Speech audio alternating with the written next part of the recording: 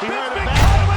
And again, Michael Bisping is the new. What's good, fans of violence? And welcome to another video where we will test the weakest chins of UFC fighters. Don't forget to like the video, subscribe to the channel, and put on your protective gear because the fight is on.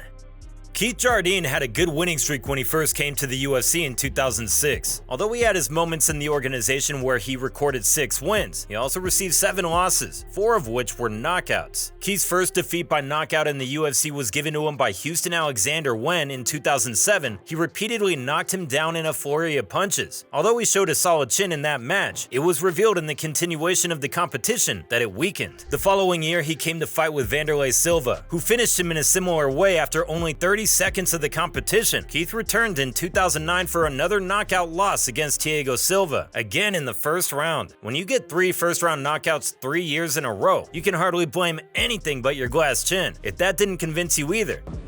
I'm doing things I've never done before in training, and so for me, it's a championship fight. Keith came back a year later where Ryan Bader injured him with a rear straight as he was moving back and then finished him off. Mike Pyle, known as Quicksand, was supposed to change his name to Quick to Finish after competing in the UFC. In 19 UFC matches, Mike had 10 wins, but in 9 defeats, he was knocked out 7 times. Pyle experienced his first knockout from Jake Ellenberger, who hit him with a not very heavy but accurate left and stuck him to the fence. Ellenberger looking to finish the fight. That's it. And it's all over. We can always turn a blind eye to one knockout, but what about the others? Jordan Mine hit him with the left hook and completely knocked him out of the first round. That's not all, because in 2016, he returned to completely destroy his career with 3 knockouts in a row. That's fully justified, but in a fight against Alex Garcia, he was shut down by an overhand right, after which he needed a 1.5-year break. Poor Pyle came back after that to be shut down again with the same punch against Zach Attal and went straight to retirement. This camp was the best. Yeah, I'm so emotional.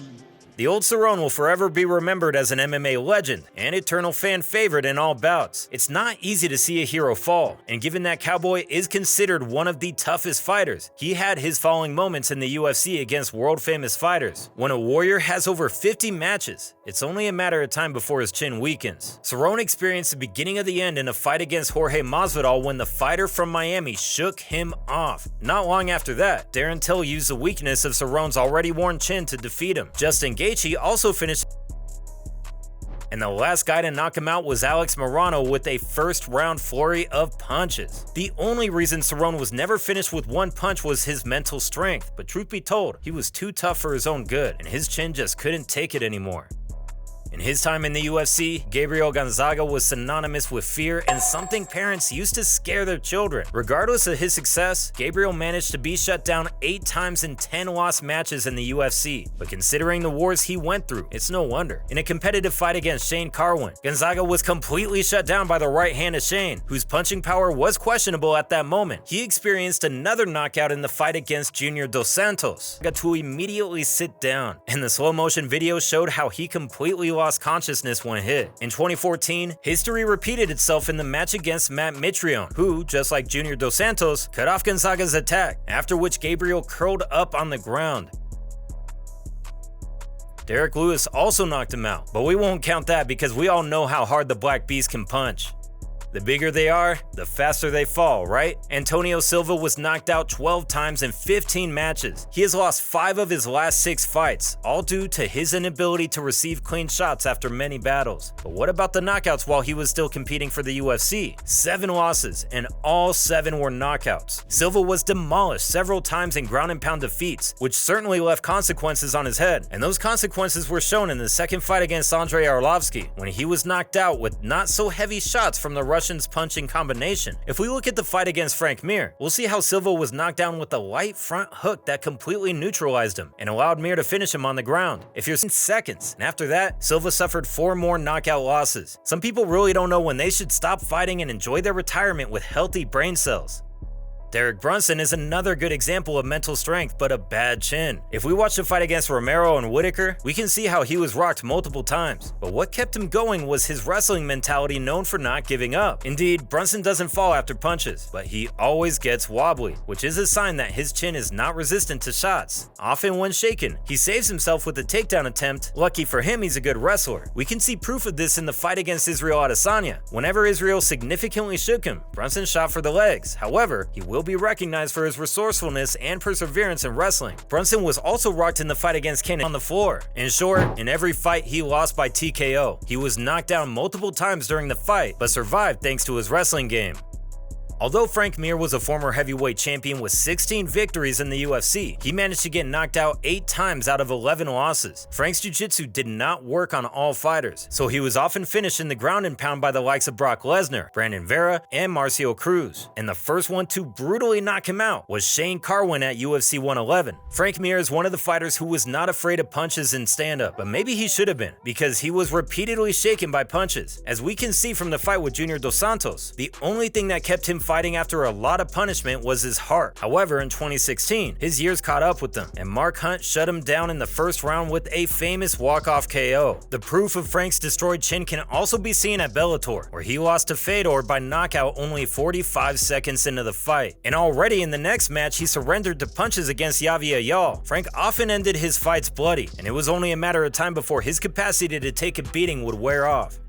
After 11 consecutive victories and brutal knockouts to his rising name, Cody Garbrandt managed to get hold of the UFC Bantamweight Championship. However, things went downhill in every possible way, and Cody found himself on the other side of the coin. Who would have thought that after such a performance against the greatest bantamweight of all time, Dominick Cruz, Cody would experience a sudden decline in his career. His tendency to get into exchanges with the glass beard almost cost him his career, but Cody, being as emotional as he is, didn't want to give up. Instead, he kept coming back for more. TJ Dillashaw knocked him out twice in a row in ways that were hard to watch if you were a fan of his. Cody then returned against Pedro Munoz, and the Brazilian only needed 1 round to knock him out. Just when you think things can't get any worse for him, Cody drops down a division and is once again finished by a first-round knockout. Kai Kara France visibly shook him several times and knocked him down, and when he smelled the blood, he hunted Cody down and finished him, ruining Garbrandt's flyweight bout.